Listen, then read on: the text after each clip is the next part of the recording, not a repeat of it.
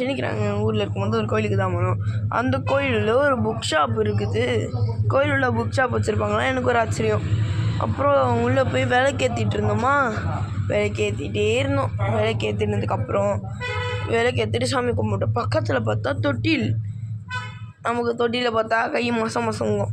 ஏன்னா நம்ம சின்ன வயசுலேருந்து தொட்டில் ஆட்டி பழகியாச்சு. என் தங்கச்சி பொசுக்குன்னு உட்காரலாமான்னு கேட்டுச்சு.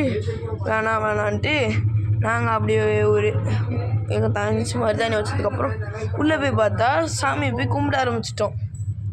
சாமியை கும்பிட்டு நாங்கள் என்ன பண்ணோம், அப்படியே வெளியே வந்து இன்னொரு சிவன், பார்வதி, முருகர், விநாயகர் இவங்க 4 பேரும் அப்படியே உட்காந்துட்டு இருந்தாங்க.